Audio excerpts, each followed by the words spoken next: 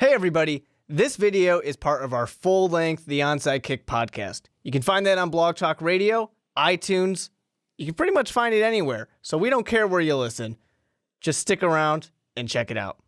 But we're going to move on into our next segment, and guys, we're going to move right from the AFC over to the NFC Championship game. We've got the Packers, Mr. Run the Table, just breathe and relax, Aaron Rodgers, going up against the Atlanta Falcons, and I want to start with the Falcons because I saw this on the ESPN Snapchat this morning as we were recording this podcast on Monday, and the Atlanta Falcon offense is the first offense since the Greatest Show on Turf to lead the league in total yards with over 500 yards of total offense while per game.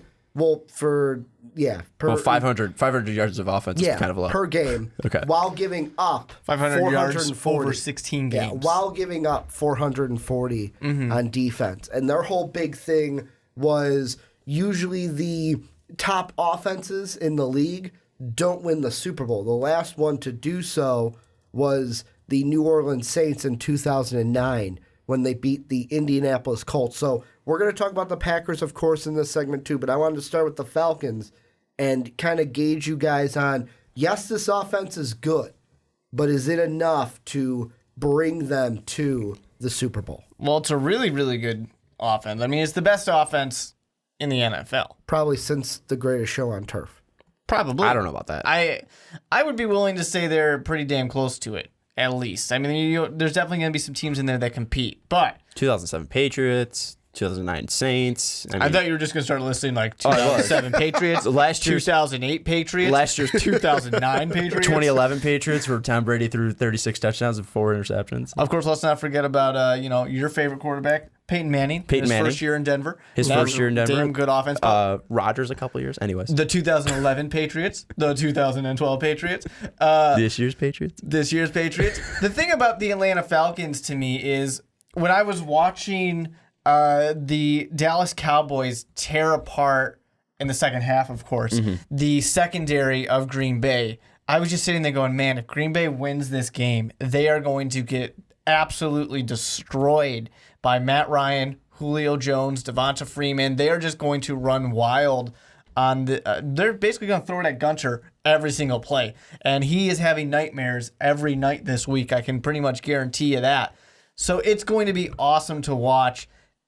Total shootout. Total shootout is what I hope to see and what I'm expecting to see. That's the thing. The over-under right now is 61. If I'm a bettor, take the over easily. I'd put my fucking house on the over right now. 61 is ridiculous. That means like 30. That's like 31-30. Yeah. I mean, this game might be like 45 to 42. This is going to be a complete shootout. And like you mentioned, I mean, this is going to be Matt Ryan against this Green Bay secondary, and it's going to be Aaron Rodgers trying to beat the pass rush of the Atlanta Falcons. If he could do that and just stay away from Trufant, this is just going to be a complete shootout because you see the speed of the Falcons defense, Falcons wide receiver, and really last week against, it was really Saturday. I mean, last week I'll say though against Seattle. I mean, Julio Jones was pretty much shut down. It was Taylor Gabriel that was the huge star there, and Talofu, their tight end. I mean, that was the guys that were really moving the ball down the field against the Seahawks, and you didn't really see an answer for Jason Witten when it comes to the Packers. They were able to beat that zone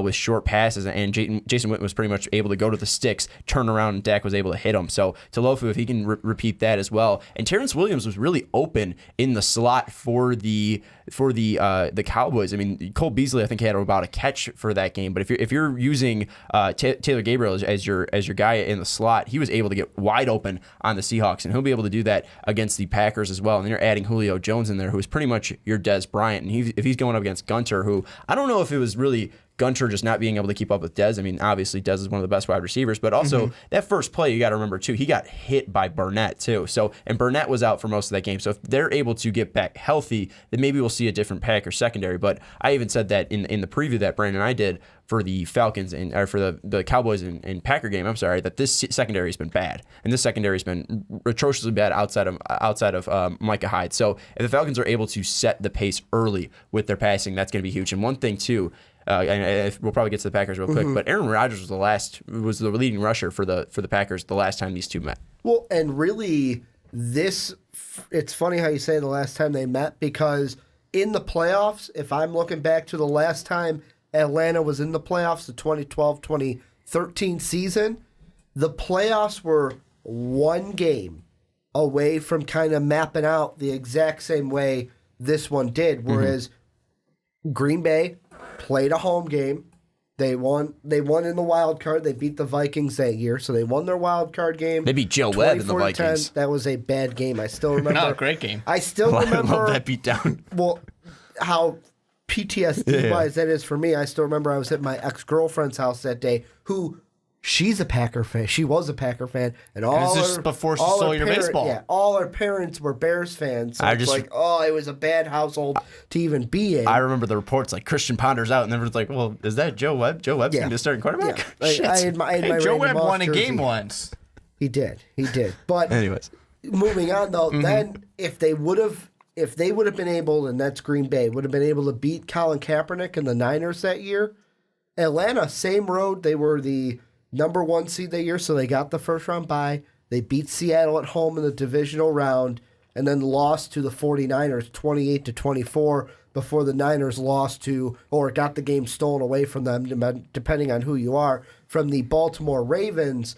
And this game really, to me, comes down to Matt Ryan, Aaron Rodgers, because to me, Aaron Rodgers has been here before. He's been here before. He even showed last week how, you know what? I don't care how much we're down by. I don't care if the chips are against me. I am going to will this team to victory. I don't care if Jordy Nelson is out there or not. The thing with Matt Ryan, it's like, we know you're good. We know this offense is good. But can Matty Ice finally get over the hurdle and get into a Super Bowl? that's real quick. Because the way you phrased it, I know there's gonna be Falcons fans because it's pretty much like, oh, these 3 guys just live in their parents' basement. I live in I have a house at my mom's house, anyways. But really, it's more. He's been here once before against the Niners. Just gotta clarify. It's one of those things where if you look at Matt Ryan, not even 2008, 2010, and 2011, lost in his first game, and then 2012, the last time the Falcons had actually been to the playoffs. That was the storyline that he was getting over the hump finally. Well, is this the year? Is this the one where, and that to me is... He got over the win a game hump. Now can he get over the get to the Super Bowl hump? And I'll be honest, this year, although Falcon fans, I will tell you, I'm actually rooting for you guys, only because... He's a Vikings fan. Fuck the Packers. I want to see a new face in the Bears. Super Bowl, but... No, just fuck the Packers. You can just put it simple as that. Because it's one of those things where I'm kind of hesitant to pick them because it's one of those things where he's going to have to go up against run the table. Ever since Aaron Rodgers said, yeah, we can run the table, guess what? They have run the table. And we didn't mention this in our first segment, but both the Patriots and the Falcons, the home teams are going to have to go up against something that I believe Sean mentioned it, but both the Steelers and the Packers, they've been on a nice steady win streak. But also, that could be the hard Patriots to stop. haven't lost since the Seattle game, so they're on like an 8-game win streak too. I forget the last game the Falcons lost too. I think the Falcons might not be Lost to the Chiefs. Yeah, they might not be on a win streak that's over 5, but still, I mean, they've been. It's exactly 5. It's 5. So they have the lowest win streak currently of playoff teams, which is 5, which is pretty much like something to scoff at, which is kind of ridiculous saying. And it was only a 1-point loss. And it was an Eric Berry like interception in the end zone too. It was like something crazy and like a 2-point conversion. Something that would scare me if I'm the Atlanta Falcons is the fact that the Packers in these 2 playoff games have scored 69 total points. They are scoring points. And, in one sense, that's the way the Atlanta Falcons are set up. They're set up that they're going to go into shootouts and they're going to win those. But that's scary to me because you don't want Aaron Rodgers to be that hot hand that he is right now. And you talk about 4 running touchdowns when they met earlier this year. Yeah, you talk about running the table and things like that, but it's just you don't want Aaron Rodgers to be going head-to-head with you like you did last time, 33-32. That's a little too close for comfort. Of course, you come out with a win that time. But for this one, a thing to think about is Montgomery was not their running back. I was just going to bring him up. And you mentioned that Aaron Rodgers was their leading rusher. That's not a worry anymore. They have a running back who happens to be a wide receiver. But He's getting more comfortable there. yeah, he looked great as a running back, that's for sure. But he's very versatile, and that's something that's dangerous in that case. So this Packers team is better than they were before. The loss to the Falcons was the start of that long losing streak for the Packers, and we all talked about how Aaron Rodgers was done and McCarthy should be fired. So things are very different much like that AFC game where they're very different teams. I would say the Falcons are pretty much the same team. The Packers are a very different team this time, though. But one thing in that game, too, that was right when Tevin Coleman was injured, so they didn't have the two-headed backs. They were running with Teron Ward, too. So you're going to have Devontae Freeman and Tevin Coleman back there. And plus, this defense as well is kind of bolstered up. I see two similar teams, really. I mean, you have dynamic pass rushers in Clay Matthews and Vic Beasley. You can also throw Julius Peppers in there as well for the Packers. You have teams with, run games that haven't been able to really push the... I mean, the Falcons have the better running game, but still, at least run defense-wise, I mean, you had a fantastic running back in Ezekiel Elliott, and they didn't get the ball enough to him against the Dallas Cowboys, and the Packers were really kind of able to slow down Zeke a little bit, and the Falcons were pretty much able to shut out the Seahawks running-wise. They just went away from their running game. So defensively, they're not fantastic defense, but they're not bad at all. I mean, they're defenses that can win you a championship. I mean, obviously, you got the passing attack from the Packers. Really, the only place that you can see a clear thing is the Packers have a better pass protection and the Falcons have better running backs. Well, the main thing that I saw last week against the Cowboys, and this was especially late in the game, where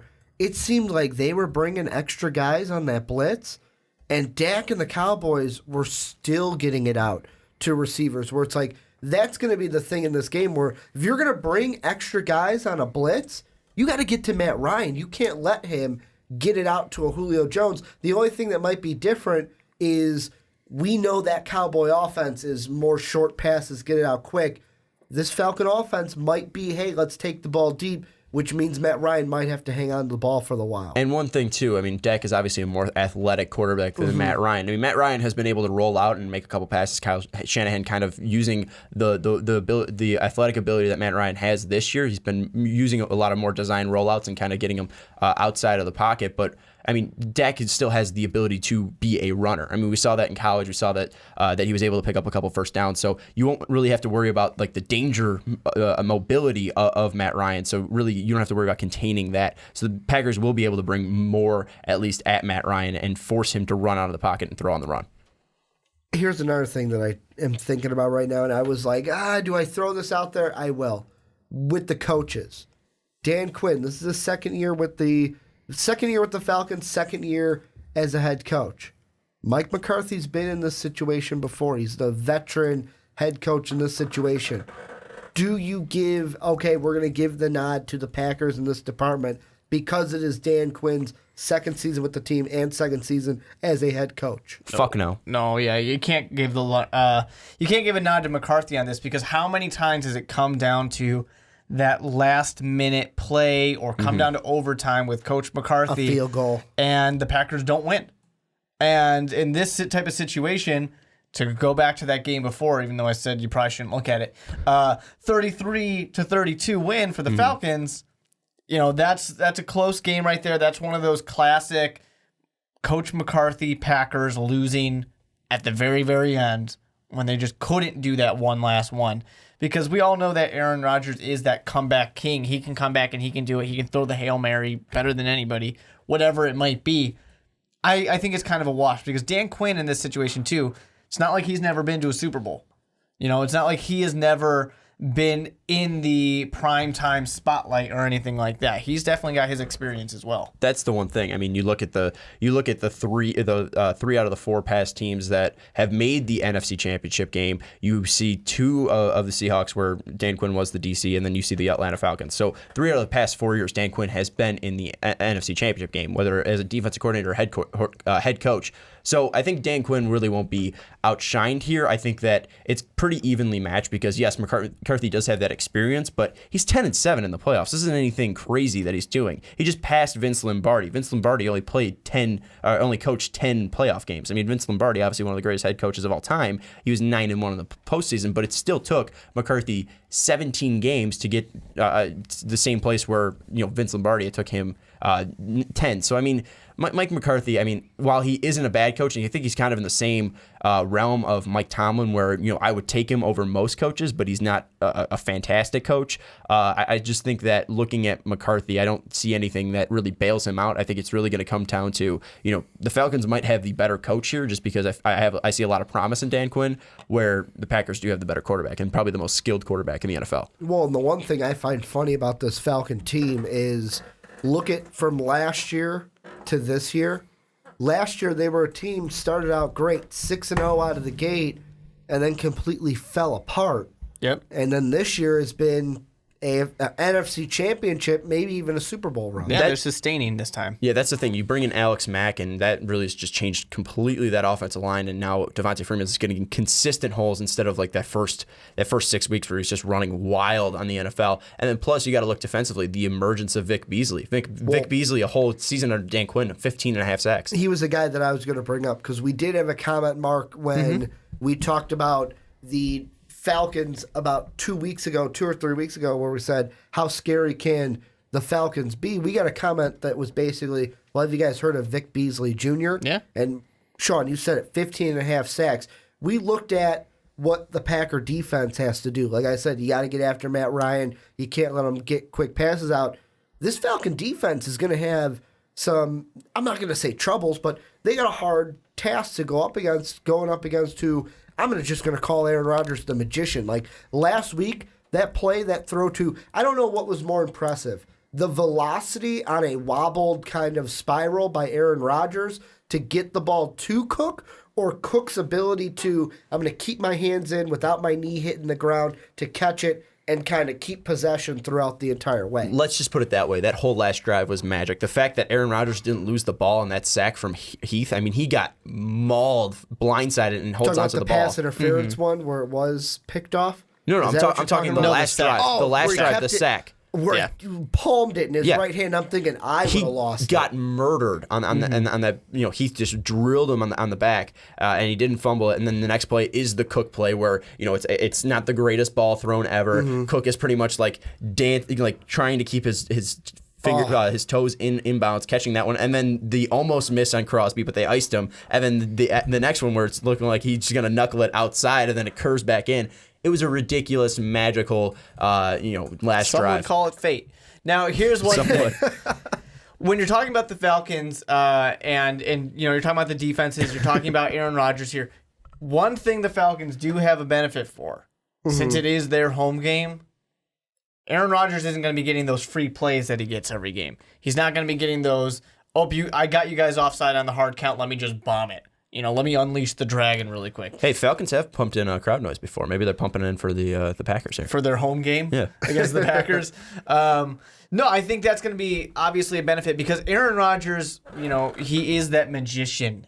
Like you guys are saying, he is that type of guy where he's going to extend plays. He's going to create those broken plays on his own. He's going to just tell somebody, hey, you, go over there. And they'll go ahead and do it. Like they're saying is that, I think it was the last play of the drive, whatever, that touchdown, where there was not a play. It was just Aaron Rodgers saying, hey, you're going to go this way, you're going to go that way, and then you're going to do this, and I'm going to throw the ball. So he's, a king of the backyard football. And these type of things, at least being the home team for the Falcons, forcing the Packers to be away, they're going to limit some of those Aaron Rodgers magician situations here because you can't let Aaron Rodgers be Aaron Rodgers and expect to win. That's another thing too. You got to take the crowd out right away because you saw what that happened in Dallas. I mean, you take out Jerry World right away, and that place was dead when the Packers took that huge lead. They came back when, but like right away, if you take out that Falcon pressure and that Falcon home field advantage right away, and you're able to put up that. I mean, if the Packers don't do that in the first half, they lose that game. So one thing though, I mean, you did see the effectiveness, at least for the Falcons, the Seahawks attacking the Falcons deep. We saw a couple great catches from Paul Richardson, a couple great throws from Russell Wilson. Aaron Rodgers is going to abuse that, especially if he gets Jordy Nelson back. Jordy loves running those deep routes. That's the one thing I was going to throw out is how important do you think the Packers can win this game, and what's the probability that they win if Jordy Nelson is out a second week? I think it improves it, but I think it's a winnable game with or without Jordy, and it's really how healthy can he come back. I think having him back at least kind of has that decoy where you at least have the threat of Jordy Nelson. You don't need to go to him all the time, but you have the threat of Jordy Nelson and the possibility of him breaking off a big play. But I don't know how effectively he can be if with that rib injury he does have. It's important to have Jordy Nelson out there, I think, but it's not crucial. It's kind of stupid saying it's not important. You know what I'm saying? Yeah, he's definitely an important piece to the puzzle. He's always going to be. He's one of the, I don't know if he's underrated still, but he's definitely one of the better wide receivers in the NFL, so you need to have him out there. But if you don't have him, it's Aaron Rodgers. he's the best quarterback. He's one of those quarterbacks that makes other receivers into stars. He's going to be just fine without him. He can win this game. There's not one of those things that's going to say, without this team can't win. This is going to be the shootout. This is going to be a coin flip. I think it's like 60-some% that the Falcons win, but I think it's a lot closer than that percentage-wise. And Jordy Nelson did tell the Milwaukee Journal-Sentinel today, he said, and I quote, "No, there's no guarantees.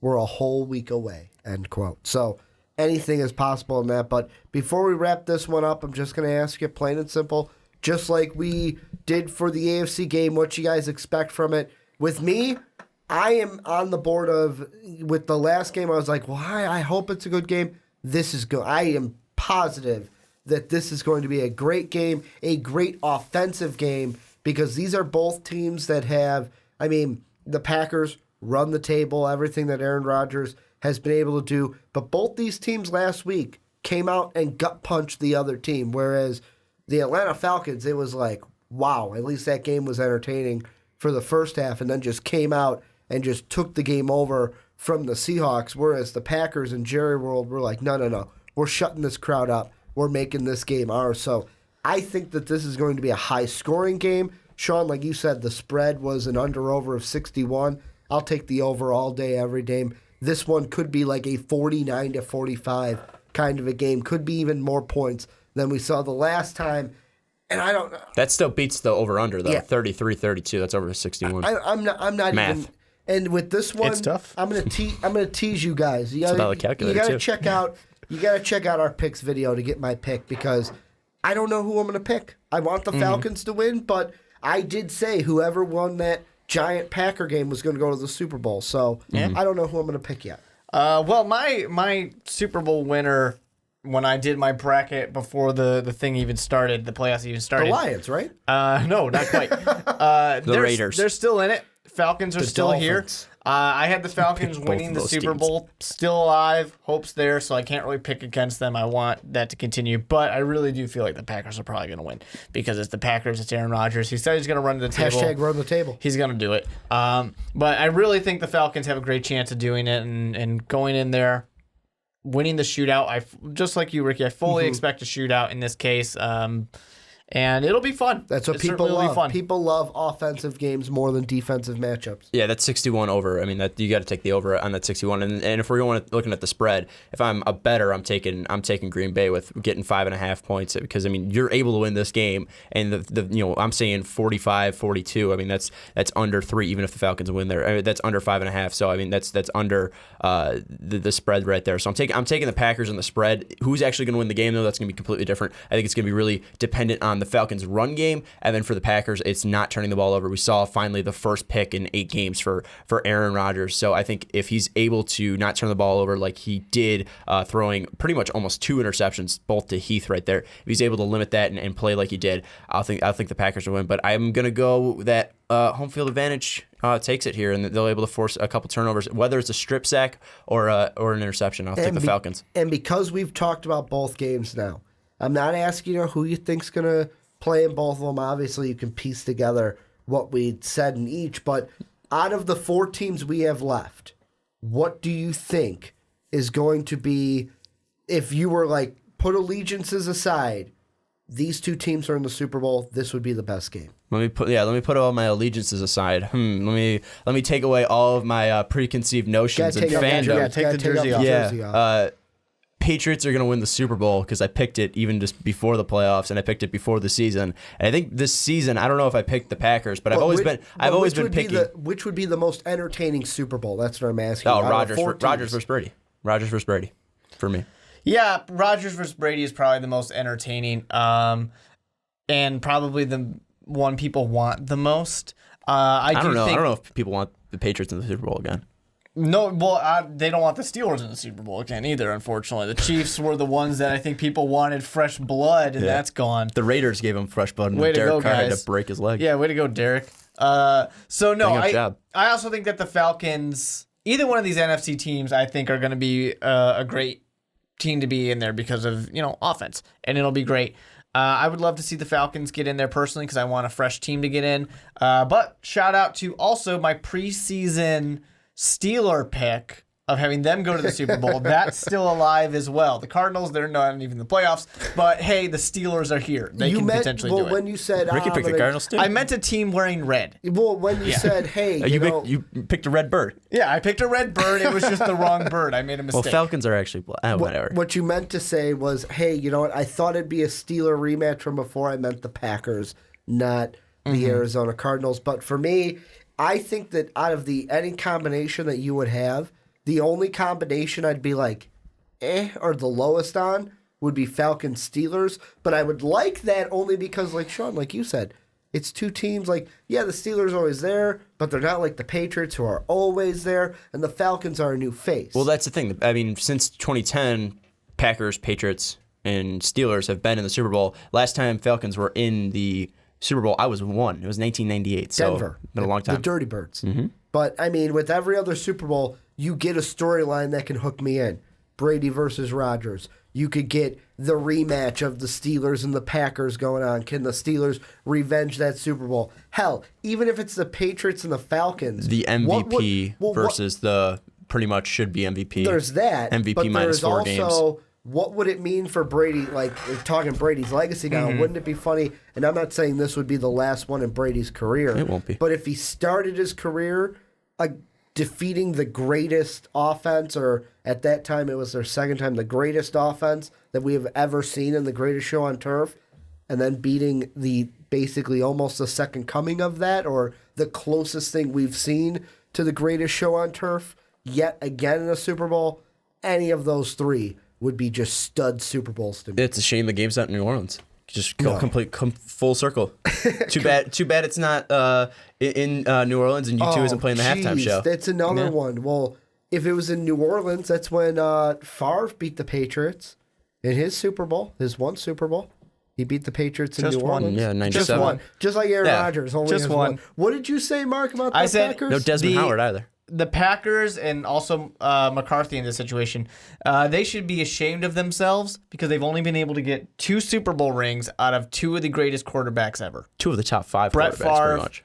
Aaron Rodgers. One thing that I didn't bring up was obviously Devin Hester was able to kind of revisit that magic against the Falcons. I wouldn't be shocked if Randall Cobb actually takes kickoffs back for the Packers, just because, and maybe they won't because they don't want him getting injured, but Christine Michael looked awful returning kicks, and a guy like Randall Cobb who has had success before, they might throw him back there for punt and kick returns. Well, and the one thing before we wrap this up, the only thing is, wasn't it Mike Sherman? Wasn't Sherman the guy that was the head coach for the Favre Super Bowl? Yes. So it was Sherman and McCarthy. But yeah, but I'm just talking about Mike McCarthy in because general, Aaron Rodgers. because Aaron Rodgers all the time. But this is where you guys come in. Let us know down below what you guys think. This one was our longest segment thus far. So, I mean, you guys let us know down below what you think of this game. What do you think of the Super Bowl? Which Super Bowl matchup do you guys want to see? Let us know either on Twitter or in the comment section. Well, I hope you enjoyed that. And don't worry, there is plenty more where that came from. You guys can check it out right over here. Click that video, start watching it, and just stick around on Most Valuable Podcasts.